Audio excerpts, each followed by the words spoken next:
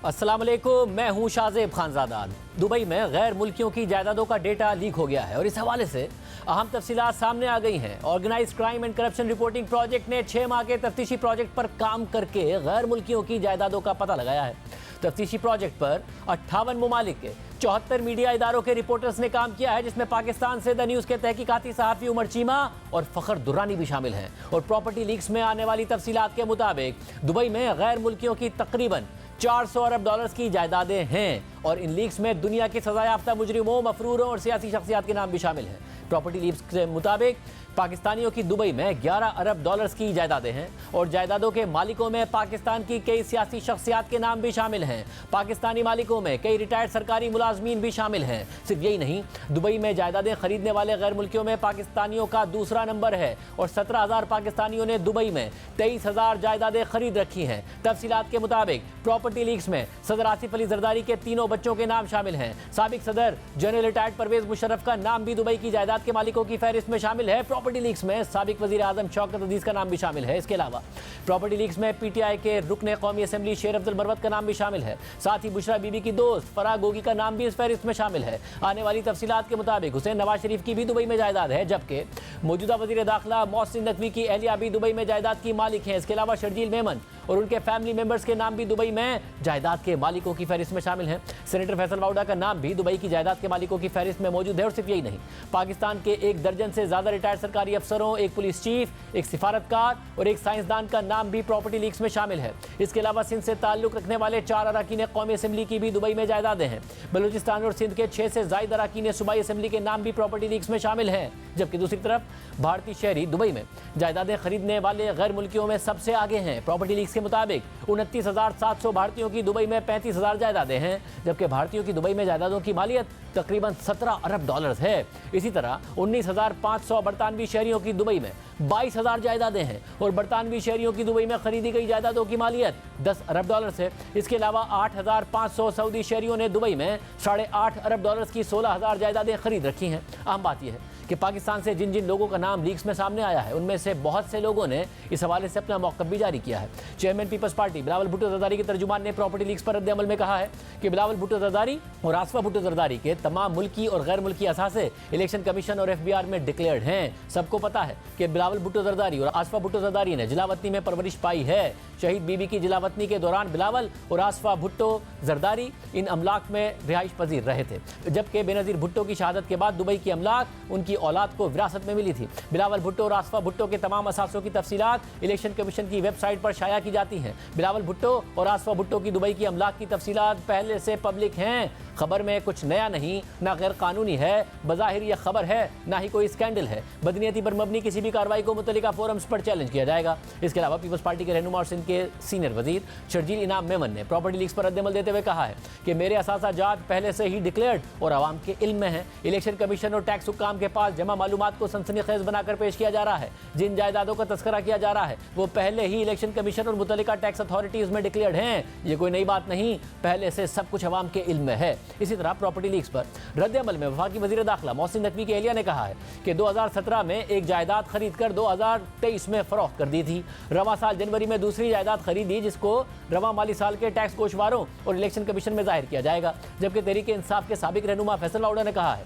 कि property leaks में सब पर नाजायज़ का ठप्पा लगा दिया गया है, मेरी जायदाद डिक्लेयर्ड है। अहम बात यह है कि दुबई में जायदादों का ये डेटा वाशिंगटन में कायम NGO centre for advanced studies ने हासिल किया। जायदादों का डेटा वाशिंगटन की NGO ने नॉर्वे के फाइनेंशियल आउटलेट E24 के साथ शेयर किया और जायदादों का यह data organized crime and corruption reporting project नामी तंजीम से भी शेयर किया गया है, जिसने 6 माह के तफ्तीशी प्रोजेक्ट पर काम करके जायदादों के मालिकों का पता लगाया। मगर यहाँ इस बात की वजाहत ज़रूरी है कि पाकिस्तान से बाहर किसी फ़र्द का किसी जायदाद का मालिक होना अज़ खुद कोई गैर कानूनी सरगर्मी नहीं है। बहुत से लोगों के पास बैरून मुल्क जायदादें होती हैं, क्योंकि या तो उन्होंने बैरून मुल्क काम किया होता है या इन असासों को ख़रीदने के लिए अपनी टैक्स शुदा आमदनी का इस्तेमाल किया होता है। ये उनके मुतल्लिका ममालिक में टैक्स हुक्काम की जिम्मेदारी है कि वो मामले की कानूनी हैसियत का फैसला करें कि मुल्क से बाहर पैसा ऑफिशियल चैनल से टैक्स की अदायगी के बाद भेजा गया है या नहीं। साथ ही इससे पहले भी जब पनामा समेत जितनी भी लीक सामने आई थी, इस हवाले से खबरें तो बनी, तज्जिए तबसरे ज़रूर हुए, मगर इस हवाले से दुनिया भर में कोई मौसर कानूनी कार्रवाई नहीं हो सकी, क्योंकि इनफरादी तौर पर हर एक केस में ये साबित करना पड़ता है कि पैसा गैर कानूनी तौर पर मुंतकिल हुआ है। मौजूदा लीक्स के हवाले से मजीद क्या तफसीलात हैं, बात करेंगे पाकिस्तान से इस प्रोजेक्ट पे काम करने वाले रोजनामा द न्यूज़ के तहकीकाती साफी उमर चीमा और फ़खर दुरानी से। आप दोनों का बहुत शुक्रिया। उमर चीमा साहब, ज़ाहिर जो नाम आए हैं उनमें से मुद्दत कह रहे हैं कि जी हमारा सब कुछ डिक्लेयर्ड है, जिसका डिक्लेयर्ड है, टैक्स पेड है, ऑफिशियल सतह से पैसा गया, वो ठीक, मगर क्या ऐसे भी नाम हैं जिनको देखकर आप हैरान हुए या आपके ख्याल में मामला गड़बड़ है? देखें, काफ़ी नाम है इस तरह के। और आज मैं अभी एक हमारे एमपी हैं और उन्होंने कोई फ़खर ने उनको सवाल भेजे हुए थे और उन्होंने जवाब दिया। उन्होंने कहा कि मेरी यूएई में कोई प्रॉपर्टी नहीं है, और जिस नंबर से वो कॉल कर रहे थे वो वही नंबर था जो उस डेटा में उन्होंने अपने कॉन्टैक्ट के लिए रजिस्टर कराया हुआ था।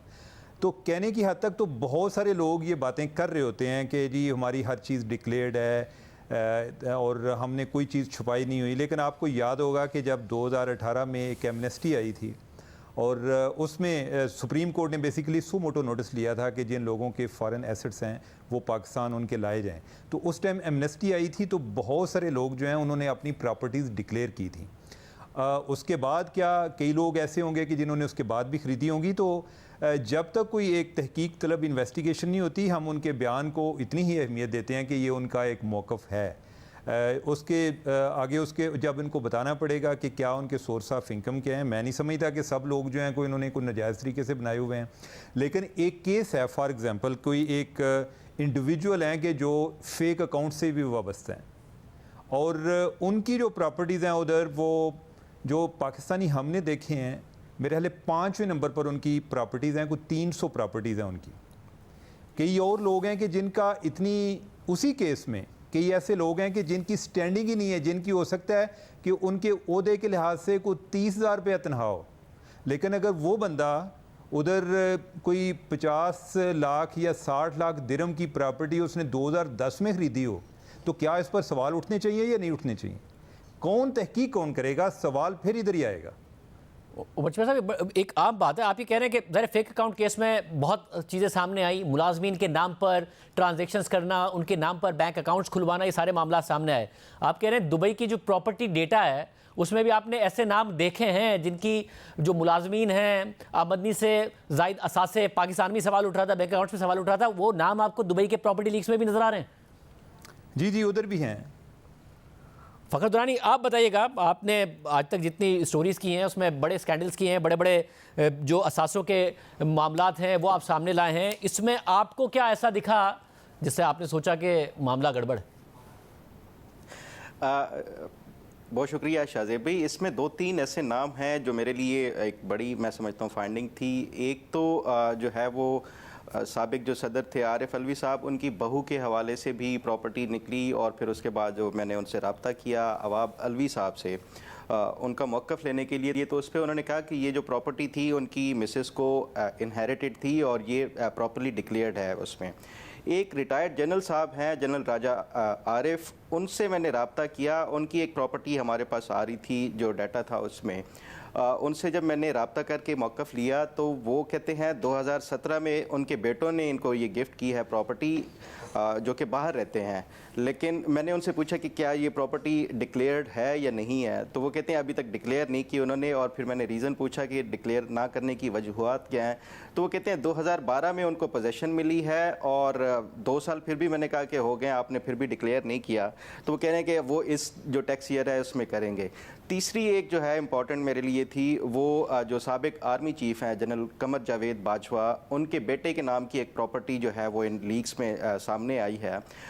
ये प्रॉपर्टी की अगर मैं थोड़ी सी आपको तफसीलात बताऊं, ये जनरल कमर जावेद बाजवा के बेटे हैं साद सिद्दीक बाजवा। उन्होंने एक प्रॉपर्टी ख़रीदी है फरवरी 2020 में 2.35 मिलियन अबू धाबी जो यूएई दरहम है उसमें। और फिर वो कुछ माह के बाद वो प्रॉपर्टी जो है वो जनरल बाजवा के छोटे बेटे हैं अली इकबाल बाजवा उनके नाम पे ट्रांसफ़र हो गई है। तो ये ट्रांजैक्शंस जो थी वो पहले 2.3 मिलियन की जो है वो प्रॉपर्टी उन्होंने ख़रीदी बड़े बेटे ने, और फिर वो आगे जाके वो ट्रांसफ़र हो गई और उसकी जो प्राइस थी वो 1.75 मिलियन की वो आगे जो वो भाई को वो की गई है। तो इस हवाले से जब मैं तहकीकात कर रहा था, फिर मैंने जो है वो साद सिद्दीक बाजवा से रब्ता किया और उनसे पूछा कि ये प्रॉपर्टीज़ क्या आपने डिक्लेयर की हुई हैं, इसकी जो सोर्स ऑफ फंडिंग है वो क्या है, क्या पैसा पाकिस्तान से गया है, अगर तो वो लीगल तरीके से गया है या नहीं गया, और अगर लीगल तरीके से गया है तो वो किस ज़रिए से गया है। तो साद जो सिद्दीक बाजवा हैं उन्होंने ये बताया कि ये जो प्रॉपर्टी थी उन्होंने अपने वालिद साहब से कुछ फ़ंड्स लिए और कुछ वहाँ पे जो लोकल बैंक्स थे उनसे उन्होंने लोन लेके ये मॉर्गेज करवाई थी ये प्रॉपर्टी। और उसके बाद क्योंकि उनके जो दूसरे भाई हैं वो वहाँ पे जॉब करते थे यूएई में और उनके पास रहने के लिए वो नहीं थी, तो कोविड के दौर था, प्रॉपर्टीज़ की वैल्यू कम हो गई थी, इस वजह से जो है वो प्रॉपर्टी उन्होंने वो अपने भाई को बेच दी, क्योंकि प्रॉपर्टीज़ की यूएई में उस टाइम कोविड के दिनों में वैल्यू कम हुई थी। इस वजह से 2.3 मिलियन जो दरहम से वो कम हो के 1.75 मिलियन तक वो पहुँच गई। उस पर फिर मैंने जो है वो उनके छोटे भाई अली बाजवा से रब्ता किया और उनका मौक़िफ़ लेने की वो की। उस जो अली बाजवा हैं उन्होंने ये तमाम तर जो है वो एक प्राइवेट वहाँ पे वो कहते हैं कि वो फार्म में जॉब करते हैं, एक अच्छी उनकी वो है।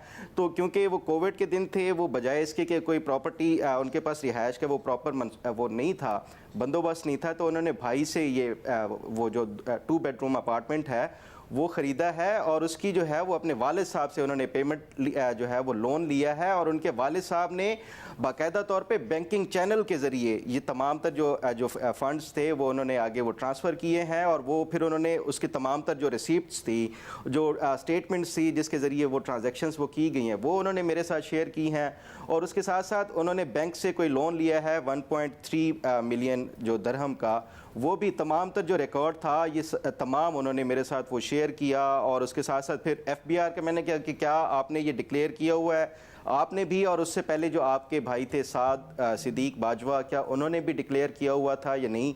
तो उन्होंने फिर साथ मुझे अपने जो FBR के जो टैक्स रिटर्न्स थे वो मुतलका ईयर्स के वो भी दिखाए और उसमें भी इनके वो डिक्लेयर्ड आ रहे थे।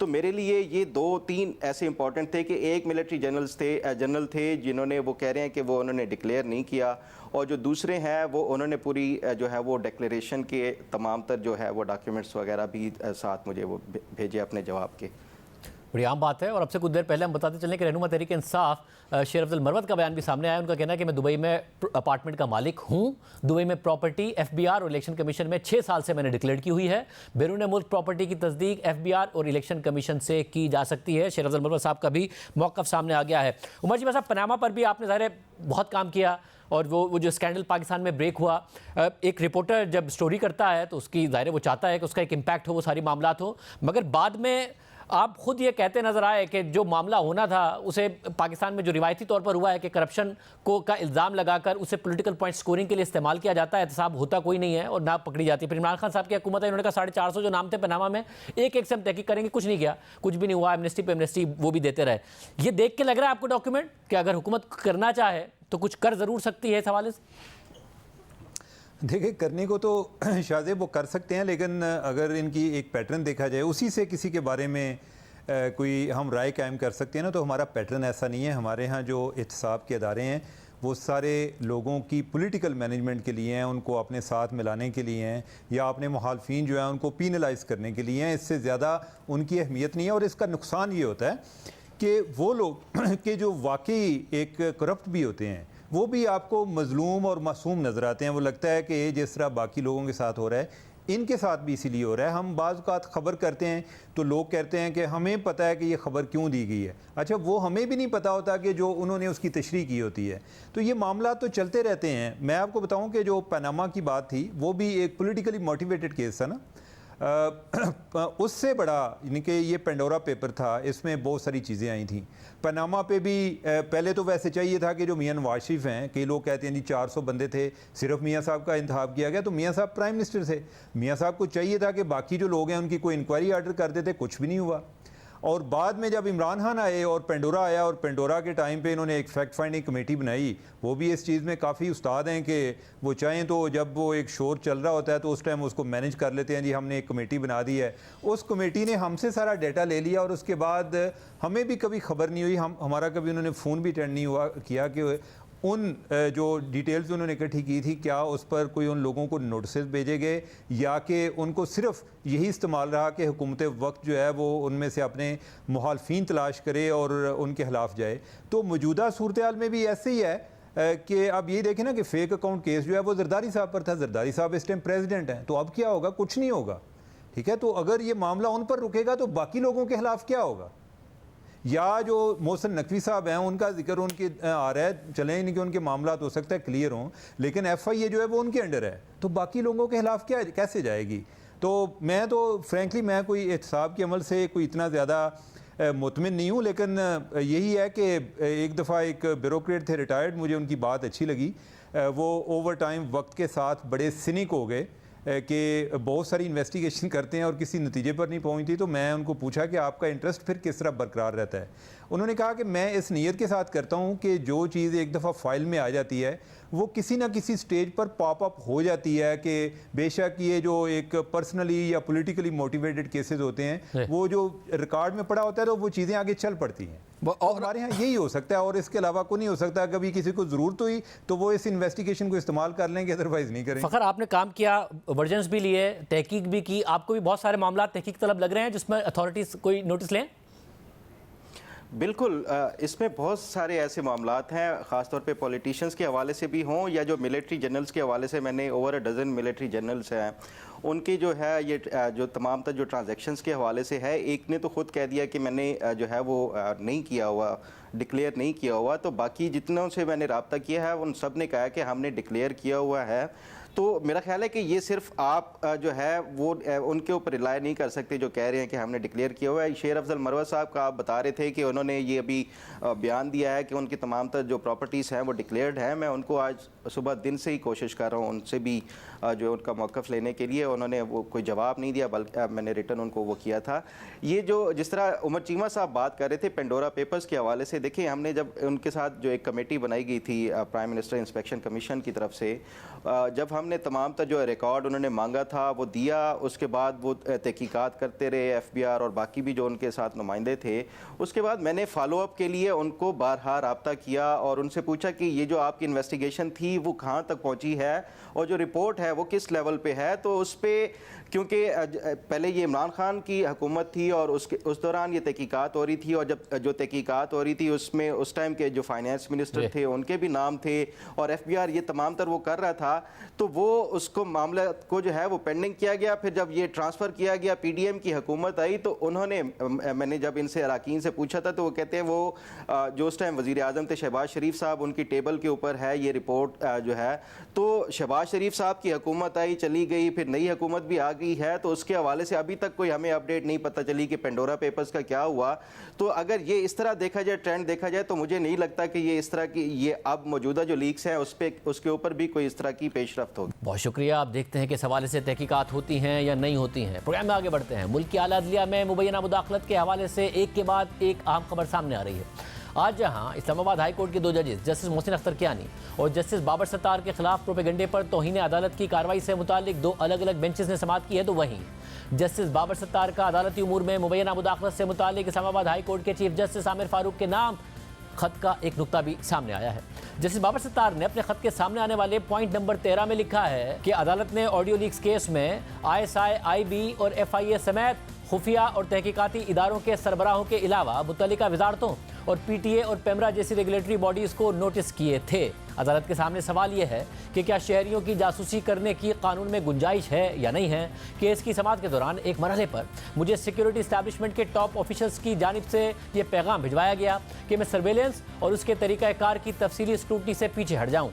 मैंने दबाव के इस हथकंडे पर कोई तवज्जो नहीं दी और मुझे ऐसा नहीं लगा कि ऐसे पैगामात इंसाफ की फराहमी में कोई वाज़ेह रुकावट पैदा कर सकते हैं। बदनीयती पर मबनी हालिया मुहिम के PTS से मुताल्लिक केसेस पर फोकस का मकसद अदालती कार्रवाई पर असरअंदाज होना लगता है। इस खत के मंजर-ए-आम पर आने के बाद अटॉर्नी जनरल मंसूर उस्मान अवान और वफाकी वज़रा ने वीडियो बयानात जारी किए हैं। अटॉर्नी जनरल ने अपने पैगाम में कहा कि जस्टिस बाबर सत्तार से दरख्वास्त की गई थी कि मुल्की दिफा और सर्वेलेंस की सलाहियत से मुताल्लिक ब्रीफिंग इन कैमरा करें और ये राब्ता अटॉर्नी जनरल ऑफिस के जरिए हुआ था। ये रिक्वेस्ट की गई थी कि जो इसकी जो ब्रीफिंग है, ये सर्वेलेंस है या ये बाकी चीज़ें हैं जो मुल्क की दिफा चाहे बैरूनी हो या अंदरूनी हो, उस हवाले से ये जो सर्वेलेंस की जो हमारी कैपेबिलिटी है उस पे जो भी ब्रीफिंग है वो इन कैमरा कर दी जाए, ताकि वो एक पब्लिक डोमेन में ना जाए कि हमारी सिक्योरिटी एजेंसीज की क्या कैपेबिलिटीज है। ये तासुर गया कि केस का फैसला किसी एक रुख पर कर दिया जाए, ऐसा नहीं था। इस हद तक रिक्वेस्ट ज़रूर होती है और वो सिक्योरिटी मैटर्स हों उसमें बिल्कुल होती है, और ये कंसर्न्स जो होते हैं ये ज़रूर कम्युनिकेट किए जाते हैं। और ये जो ब्रिज होती है, ये अटॉर्नी जनरल ऑफिस हो या एडवोकेट जनरल ऑफिस हो, तो ये जो ब्रिज होती है ये वही फंक्शन करते हैं। इसमें किसी भी सिक्योरिटी इस्टेब्लिशमेंट के ऑफिसर ने कोई किसी किस्म का बराह रास्त ना राब्ता किया है और ना वो करते हैं, ना कर सकते हैं। तो वो राब्ता जो था वो अटॉर्नी जनरल ऑफिस हो या थ्रू हुआ।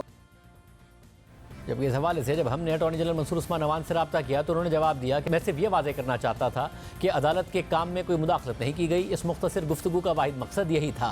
मैं वाज़ेह तौर पर मोअज़्ज़िज़ जज के खिलाफ बदनीयती पर मबनी मुहिम की मजम्मत करता हूँ और मैं रिकॉर्ड पर यह कह चुका हूँ। वफाकी वज़ीर कानून आज़म रज़ी तारड़ ने इस मामले पर कहा कि अगर आप लॉ ऑफिसर्स के जरिए रब्ता करते हैं तो रिवायतन ये एक बेहतर तरीका है और अदालतों ने यह बात हमेशा सुनी भी है। तकलीफ दे बात यह है कि ऐसा तासुर दिया गया कि जैसे अदलिया में मुदाखलत है।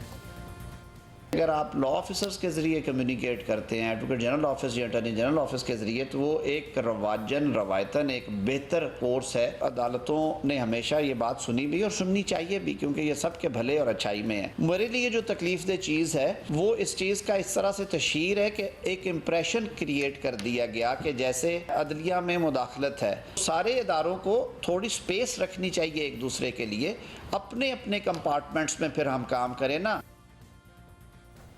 जबकि वफाकी वज़ीर इत्तलात अता तारड़ ने कहा है कि अटॉर्नी जनरल के पैगाम पर सियाक व सबाक से हटकर ख़त लिख दिया जाता है। कौमी सलामती के मामलात को इस तरह खतूत के जरिए उजागर नहीं करना चाहिए। अटॉर्नी जनरल जो स्टेट के नुमाइंदे हैं उनकी तरफ से एक पैगाम दिया जाता है कि इन कैमरा ब्रीफिंग की जाए, तो उसको मिसकंस्ट्रू करके उसको सियाक व सबाक से हट के उस पर मबनी ख़त लिख दिया जाता है कि मुझे कहा जा रहा है कि मैं पीछे हट जाऊँ। तो ये बिल्कुल हकीकत पर मबनी बात नहीं है। तासुर ये भी है कि देखिए आप खत तो लिख देते हैं, मगर आप शादी ब्याह की तकरीबात में लोगों से मिलते हैं, आप डिप्लोमेट से मिलते हैं, आपका सोशल सर्कल बहुत वाइड होता है।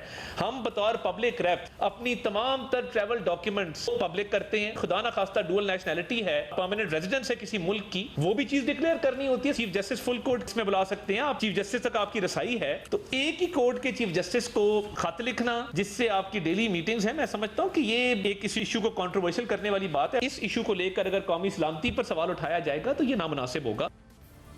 हमारे साथ वफाकी वज़ीर इत्तलात अता तारड़ साहब मौजूद है। अता तारड़ साहब बहुत शुक्रिया में ज्वाइन करने के लिए। अता तारड़ साहब, ऐसा लग रहा है कि जज साहब को पैगाम रसानी हो या 6 जजिस को ख़त लिखना हो, उनके घरों में सर्वेलेंस के कैमरे लगे हों, उन्हें धमकियां दी जाएं, ये ज़्यादा बड़ा मसला नहीं है। एजेंसियों का दिफा करना, सर्वेलेंस का दिफा करना, वो ज़्यादा अहम है इस हुकूमत के लिए। देखिए, मैं ये समझता हूँ कि एक रिवाज बन गया है of playing to the gallery. हर किसी की कोशिश होती है कि किसी न किसी तरीके से हेडलाइंस के अंदर आया जाए, किसी न किसी तरीके से कोई मीडिया स्टेटमेंट ऐसी आए जिसमें हम सारा दिन जो है वो हमारी तशहीर होती रहे। ये काम नहीं है। देखिए, जो जुडिशल फंक्शन है वो बिल्कुल एक सेपरेट फंक्शन है और उसका तशहीर से, मीडिया प्रोजेक्शन से दूर दूर तक ताल्लुक कोई नहीं है। और ये दिफा की बात नहीं है। स्टेट का एक नुमाइंदा है जो अटॉर्नी जनरल है।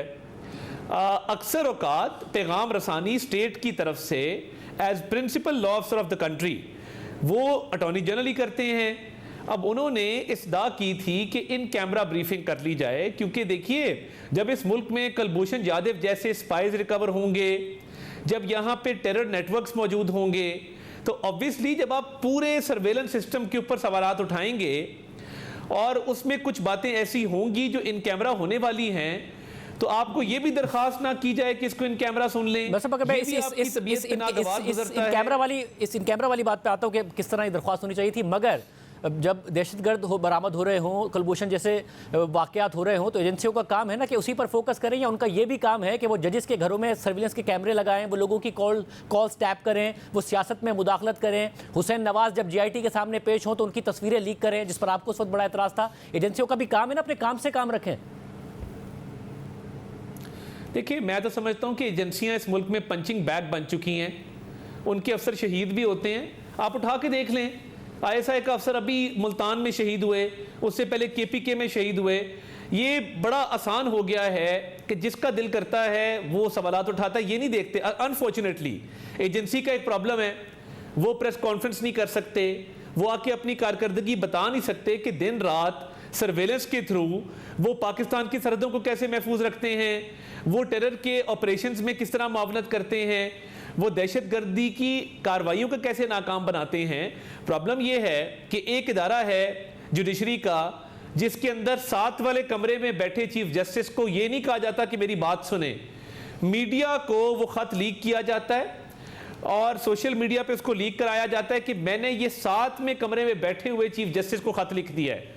यही बात चीफ जस्टिस से की जा सकती है। मतलब ये पॉइंट नंबर 13 जो लीक हुआ है, आप सर एक बराह रास्त इल्जाम लगा रहे हैं जज साहब पर कि उन्होंने लीक किया है। इसके सबूत हैं आपके पास कि उन्होंने ही ये लीक किया है?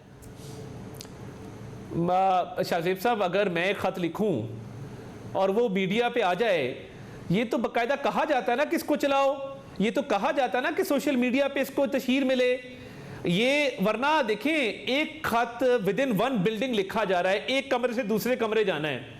जब तक उस खत का लिखने वाला ये नहीं चाहेगा कि वो खत लीक हो, मजाल है कि वो खत मीडिया पे आ जाए।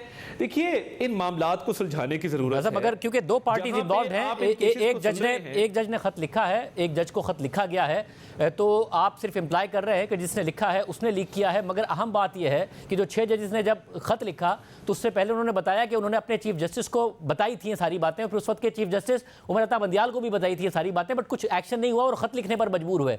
अब खत लिख रहे हैं, तो जब खत लिखा तो सवाल हुआ कि उसी वक्त बात क्यों नहीं की। अब जब इसी वक्त बात हुई है, इसी वक्त उन्होंने खत लिख दिया, तो फिर सवाल उठ रहा है कि जी क्यों लिख रहे हैं। नहीं, देखिए ये बड़ी स्मार्ट मैनेजमेंट है। सारों को पता था बंदियाल साहब के होते हुए किसी ने खत नहीं लिखा। ये खतूत लिखने की नौबत क्यों आती है? देखिए, जब आप एक खत उन्होंने भी लिखा है जो लोअर जुडिशरी के जज साहिबान हैं, उन्होंने एक जज साहब को इम्प्लीकेट किया है कि जी हमें बुला के थ्रेट किया जाता है, बदजबानी की जाती है, प्रेशराइज किया जाता है पर्सनल गेम्स के लिए। वो खत भी आप चलाइए किसी वक्त कि वो खत भी लिखा गया है ना। ये तो चले हाई कोर्ट के जज हैं, ये बड़े ताकतवर लोग हैं, ये खत लिख सकते हैं, तशहीर भी करा सकते हैं, उस मामले को टेकअप भी कर सकते हैं, तौहीन का भी नोटिस जारी कर सकते हैं। मगर लोअर जुडिशरी का जो बेचारा जज होता है उसको कौन पूछता है? उस खत की तो तशहीर नहीं होती, वो खत तो सिर्फ चंद लोगों तक जो है वो महदूद होकर रह जाता है, उस पर तो बात कोई नहीं करता। बात यह है कि एक हसास नौयत का केस है, अगर आप इस हाइप क्रिएट करने की बजाय कंट्रोवर्सी में जाए बगैर आप इन कैमरा ब्रीफिंग दे देते तो क्या हर्ज होता उसके अंदर?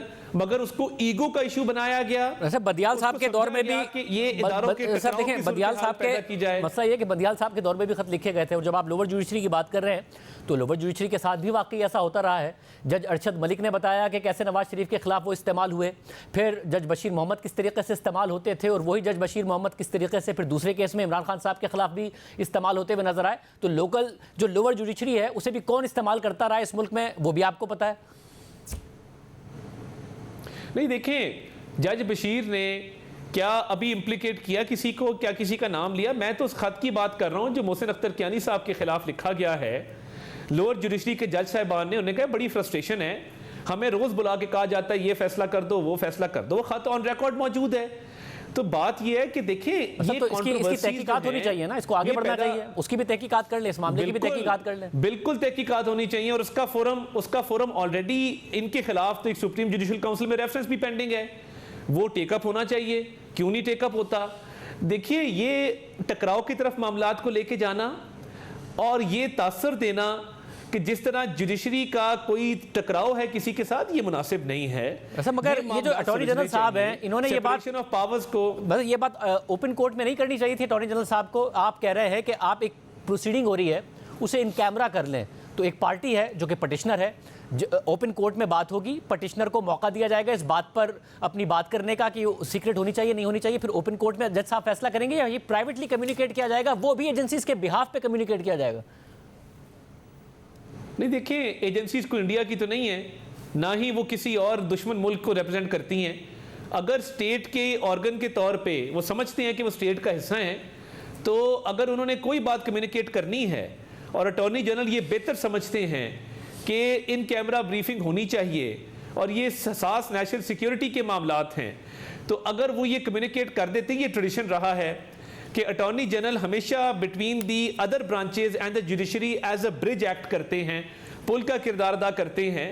तो अगर अटॉर्नी जनरल ने बेहतर समझा कि वो ये बात ऑनरेबल जज साहब तक पहुंचा दें, तो मैं नहीं समझता कि कोई गुस्ताखी या तौहीन हुई है कि ये जज बात साहब तो ये नहीं कह रहे हैं कि उन्हें बैक ऑफ करने का कहा गया था। अटॉर्नी जनरल की एक अलग वर्जन है, वो कह रहे हैं बैक ऑफ करने का नहीं कहा था, बल्कि कहा था कि आप इसको इन कैमरा कर लें। मगर इन कैमरा भी ओपन कोर्ट में ही बात होनी चाहिए थी ना कि जी आप इसको इन कैमरा करें, उस पर दलाइल होते, दलाइल से जज साहब कन्विंस होते, दूसरों को मौका मिलता, उसके बाद फैसला हो जाता।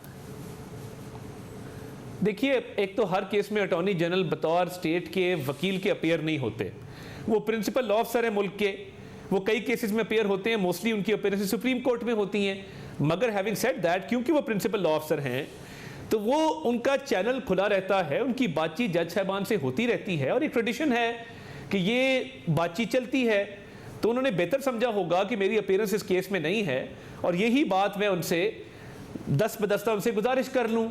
और अब ये जो खतूत लिखने की रिवायत है, प्लेइंग टू द गैलरी, मैं ये समझता हूँ कि ये अब ख़त्म होनी चाहिए।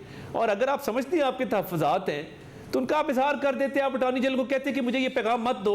अब ये भी देखें ना, ये भी गलत बात है कि आप अटॉर्नी जनरल का तो पैगाम सुन लेते हैं, उस वक्त एतराज़ नहीं करते, और बाद में आप अपने चीफ जस्टिस को खत लिख देते हैं। तो ये भी तो देखे ना, ये भी तो फेयर बात नहीं है। अगर वो ये बात 6 माह बाद करते तो ये पैगाम अगर वो ये बात 6 माह बाद करते तो आप कहते उसी वक्त क्यों नहीं की थी? उन्होंने उसी वक्त अपने चीफ जस्टिस को बता दिया, तो आप कह रहे हैं कि चीफ जस्टिस से बात ही क्यों की थी, अटॉर्नी जनरल को ही मना कर देते? नहीं, मैं तो सिर्फ ये कह रहा हूँ कि साथ वाले कमरे में खत लिखने का मकसद होता है तशहीर करना। आप चीफ जस्टिस से बात करते नहीं, देखिए ताल साहब, देखिए इसकी हिस्ट्री है ना, कर लेते। ये हो चुका है ना, चीफ जस्टिस साहब के जो 6 जजेस का खत है वो क्यों लिखा गया? वो इसलिए लिखा गया कि चीफ जस्टिस साहब को बारहा कहा गया, उन्होंने कोई एक्शन नहीं लिया, तो इस वजह से वो खत लिखा गया जो 6 जजेस वाला भी खत है। देखिए, मुझे ये लगता है शाहजेब साहब, अनफॉर्चुनेटली कोई डिवीजन नजर आती है, और मुझे लगता है कि ये कोई डिविजिव पॉलिटिक्स हो रही है विद इन द कोर्ट, जो कि नहीं होनी चाहिए। देखिए, अगर खत लिखा तो उसका नोटिस भी लिया गया।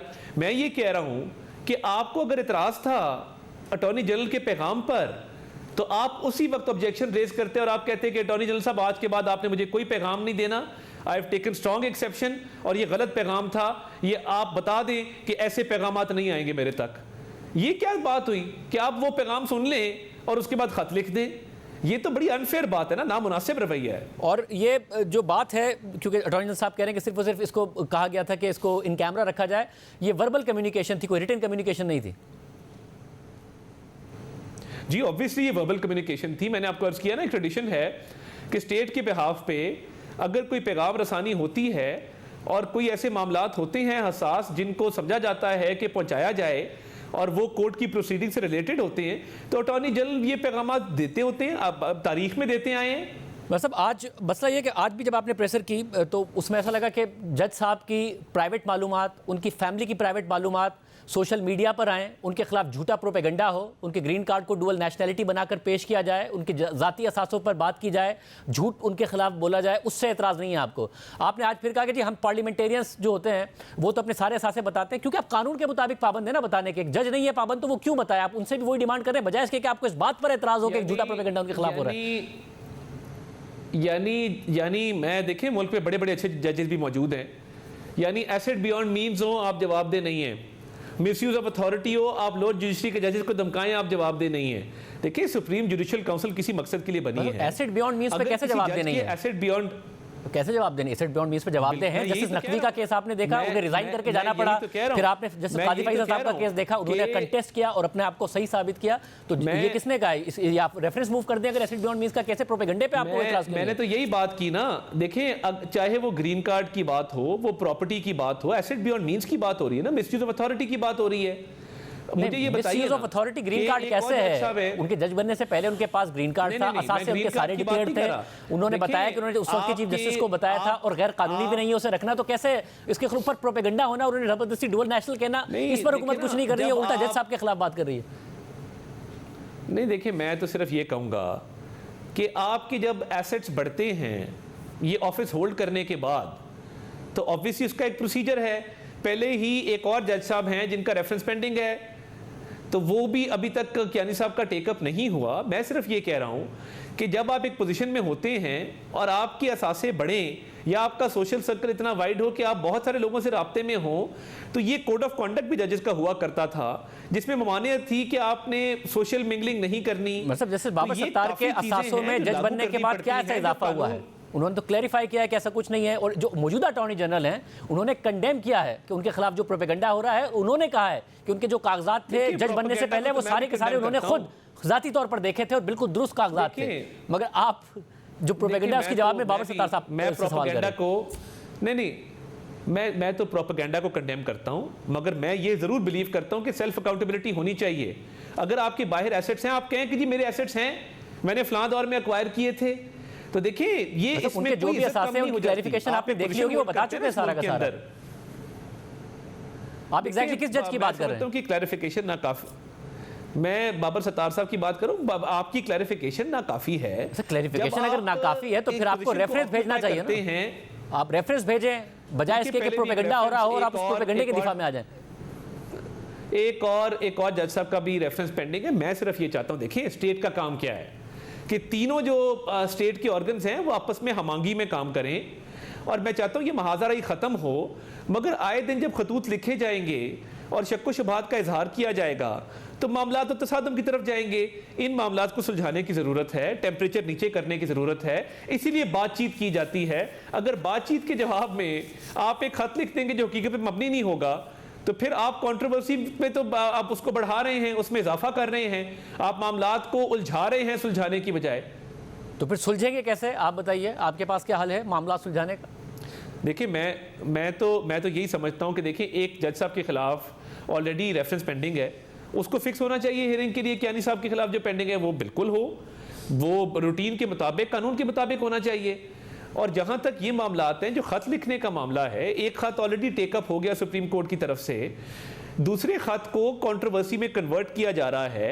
आप अटॉर्नी जनरल को उस वक्त क्यों नहीं कहा आपने? आप अभी भी कह दें कि जी आपको ये पैगाम नहीं देना चाहिए था, बात खत्म हो जाती।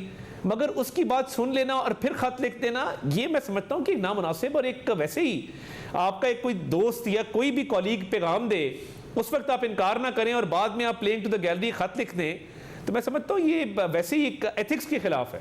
बहुत शुक्रिया। प्रोग्राम में एक ब्रेक शामिल करते हैं। इमरान खान के हवाले से आज अहम डेवलपमेंट्स हुई हैं, सामने रखेंगे ब्रेक के बाद। बानी तहरीक इंसाफ इमरान खान गुज़िश्ता साल 5 अगस्त से जेल में कैद है और जेल से उनकी कोई तस्वीर या वीडियो बाहर नहीं आ रही है। उनके मुकदमात की समाअत भी जेल के अंदर ही हो रही है। मगर आज सुप्रीम कोर्ट ने 16 मई यानी परसों इमरान खान को नैब तरामीम केस में वीडियो लिंक के जरिए पेश करने का हुक्म जारी कर दिया है, जो हुकूमत के लिए बज़ाहिर एक बड़े चैलेंज से कम नहीं है, क्योंकि सुप्रीम कोर्ट नैब तरामीम केस की समातें बराह रास्त नशर करती आई है। इसलिए अब 16 मई की समाअत बहुत अहमियत इख्तियार कर गई है। आज सुप्रीम कोर्ट ने नैब तरामीम केस में इमरान खान को वीडियो लिंक के जरिए पेश करने का हुक्म इसलिए दिया है ताकि वो बतौर दरख्वास्त गुजार इस केस में खुद अपना मौक़िफ़ पेश कर सके। चीफ जस्टिस काजी फ़ाइज़ ईसा की सरबराही में सुप्रीम कोर्ट के 5 रुकनी लार्जर बेंच ने वफाक और पंजाब हुकूमत से कहा है कि इस बात को यकीनी बनाया जाए कि वीडियो लिंक पर इमरान खान की पेशी के दौरान कोई खराबी पेश ना आए। समाअत के दौरान पहले चीफ जस्टिस काजी फ़ाइज़ ईसा और जस्टिस अतर मिनल्लाह की इमरान खान की वीडियो लिंक पर पेशी के मामले पर बहस हुई। जस्टिस अतर मिनल्लाह ने कहा कि अगर दरख्वास्त गुजार इमरान खान ज़ाती हैसियत में पेश होना चाहते हैं तो इसके लिए इंतजाम किए जाने चाहिए। तो चीफ जस्टिस काजी फ़ाइज़ ईसा ने सवाल उठाया कि हमें इस हवाले से ये गौर करना चाहिए कि ये किसी और मकसद के लिए तो नहीं है। That one of the respondent was served and he wants to appear in person. Mr. Imran Ahmed Niazi was the petitioner. इसमें हमने लिखा था and if he wants to be represented, the jail superintendent should do the needful. This is a matter of law, so we want to restrict it to a matter of law. I don't know what a private person. Speaking for myself, he was a petitioner and is one of the respondents, and since We had passed an order. If he wants to appear in person, arrangements have to be made. If he wants to appear through video link, but we can't deny him access. I have no problem on representation, but if it's to be it's to be used for some other purposes, then it's a matter which we need to consider. I mean, will we be guided by a layman, particularly when he has no interest in the matter, in the sense it's a matter of law. Either we uphold the judgment or we set it aside the judgment, that it is ultra vires or intra vires the constitution. That's the question before us. My lord, why is Mr. Harris not even here? there is no personal stake. They say this is a अच्छा हम petition ऐसा of... करते हैं, okay, we will एक second, we will adjourn for 5 minutes and we'll discuss it amongst ourselves. इसके बाद वक्फे के दौरान जजेस ने आपस में मुशावरत की और फिर समाअत दोबारा शुरू हुई तो चीफ जस्टिस काजी फायज ईसा ने इमरान खान को वीडियो लिंक के जरिए पेश करने का हुक्म दे दिया। The National Accountability Bureau is supporting the appellants, then there won't be any contest in the classical sense. So we would want to hear the other side. If the respondent wants to argue the matter himself, if he thinks he can attend to these complex constitutional questions, that's for him to decide and not for us to decide. So we are allowing the request, but we would, then you'll have to make arrangements for what is it called, video link, wherever he is, and the video link, please have it tested and all that. So when we assemble, we don't want any disturbance. The video link facility, however you want to arrange it. So how soon can you make arrangements? My lord, next week perhaps. I mean, नहीं, next week I won't be here, then it will get delayed. परसों नहीं कर सकते हैं? Sir परसों मैं check कर लेता हूँ। मैं बता दें, क्योंकि अगर हो सके तो फिर परसों से कम से कम आगाज तो कर लें। परसों की डेट at 11:30। जबकि इस हवाले से सुप्रीम कोर्ट के बाहर वफाकी वजीर कानून आजम नज़ीर तारड़ से सवाल हुआ कि क्या सज़ा याफ्ता मुजरिम की वीडियो लिंक के जरिए नशरियात दिखाई जा सकती हैं, तो वजीर कानून ने जवाब दिया कि ऐसा होता तो नहीं है, लेकिन अदालती फैसला है, इसलिए अदब से सर तस्लीम खम करेंगे। कन्विक्टेड पर्सन जो है उसकी लाइव कवरेज हो सकती है। आज अदालत ने कहा है कि वीडियो लिंक के जरिए इंतजाम किए जाएं इमरान खान की हाजिरी के। अदालती फैसला है, मैं तो अदब से ही इस पर बस सर तस्लीम खम करूंगा, लेकिन मेरे ख्याल में हिस्टोरिकली इस तरह होता नहीं है। इस तरह तो फिर हज़ारों लोग हैं जो कि कन्विक्टेड भी हैं और जेलों में हैं, लेकिन अदालती फैसला है। ट्रांसमिशन चलेगी टीवी पे? मेरे ख्याल में ये सारा कुछ रेगुलेट जो है उस कोर्ट को ही करना चाहिए जो इस मैटर को सुन रहे हैं। ज़्यादा मुनासिब है कि वो जिस तरह के मुनासिब अहकामात इसमें जारी करें, उनकी तामील की जाएगी। अब देखना यह है कि 16 मई को सुप्रीम कोर्ट के अहकामात पर हुकूमत कैसे अमल दरामद करती है। आज के प्रोग्राम में इतना, इजाज़त दीजिए, अल्लाह हाफ़िज़।